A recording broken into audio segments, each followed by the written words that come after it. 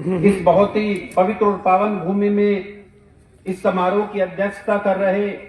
चौधरी 84 तोमर खाप के प्रथम नागरिक श्रद्धेय चौधरी सुरेंद्र सिंह जी, उनके बराबर में बैठे सूबे की सरकार में आपके और हमारे सुस्पष्ट दस्तखत आदरणीय केपी मलिक जी, चौधरी ओमवीर सिंह जी और मंच पर बैठे मेरे कद से भी ऊंचे कद के बहुत ही सम्मानित खाप के समस्त चौधरी साहिबगण,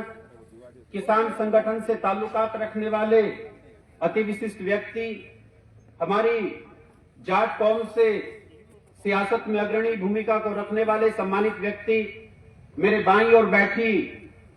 सूबे में महिला आयोग की सदस्य के तौर पर बहुत ही सूफी दस्तखत बड़ी बहन मनीषा जी और मेरी सगी बड़ी बहन उसका सगा छोटा भाई आदरणीय अनिता चौधरी जी, सभा में विराजमान गौरव भाई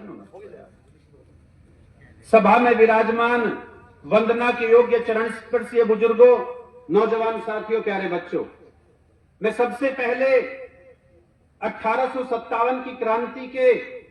बहुत बड़े व्यक्तित्व के मालिक शहीद बाबा श्यामल जी की 228वीं जयंती पर आप सभी लोगों को जो यहां मेरे सामने बैठे हैं, और मंच तब सजता है जब सामने वाला श्रोता उससे ज्यादा बड़ा होता है, उसकी तकरीर को सुनने वाला श्रोता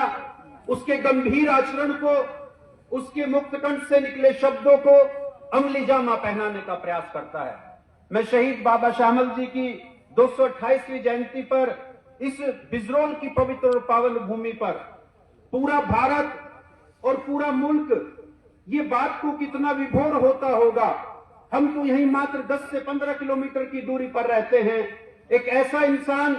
जिसने 1857 में रानी लक्ष्मीबाई के साथ और अनेकों क्रांतिकारियों के साथ बिगुल बजाया होगा। और मुझे लगता है, जितना मैं तारीख का विद्यार्थी तो नहीं रहा, लेकिन शुरुआती स्तर पर जिस तरीके से इतिहास में जो बातें दर्ज हैं, अगर सारे मुल्क में बड़े हस्ताक्षर उस समय एक हो गए होते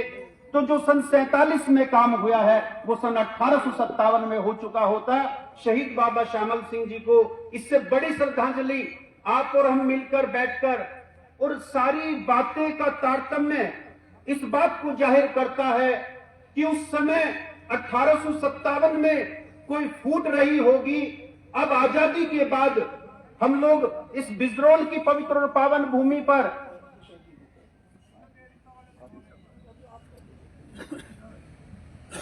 हमारे बीच में हमारे इस कार्यक्रम के मुख्य अतिथि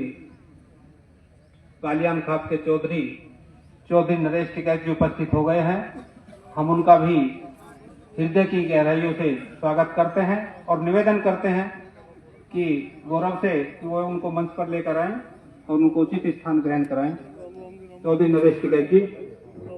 आपका बहुत बहुत आभार। अब मैं निवेदन करूंगा हमारे मुख्य वक्ता चौधरी चौहान खाप विवेक चौहान जी से कि वो आए और अपना और परे को हो जाओ, और परे कुर्सी पर अपना वक्तव्य जारी रखें। विवेक चौहान कुर्सी बैठ जाओ, परे कुर्सी।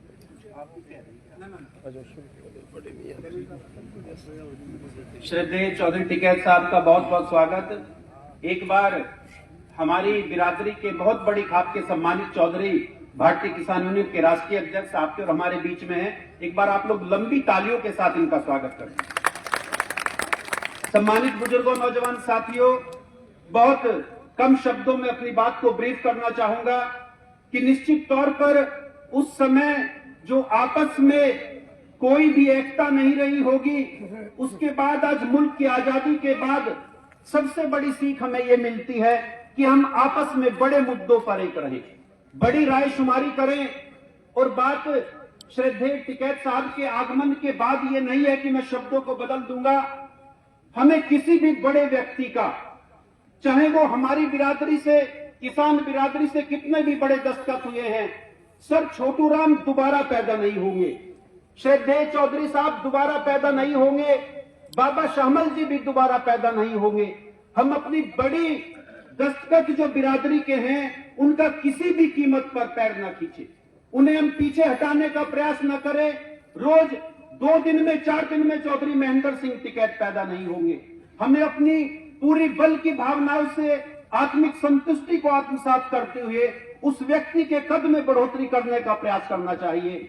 चूंकि बहुत सम्मानित वक्ता सम्मानित मंच पर बैठे हैं और जो सूबे की सरकार में माननीय मंत्री जी हैं वो परसों भी जल्दी में थे और उनकी बॉडी लैंग्वेज मुझे लग रहा है कि आज भी उन्हें निश्चित तौर पर सरकारी कार्यक्रम में, चूंकि कल माननीय मुख्यमंत्री जी भी यहां पर आ रहे हैं, मैं 4 पंक्तियों के साथ अपनी बात को आपके सम्मानित आदेश से रसद करते हुए अपनी वाणी को विराम देना चाहूंगा।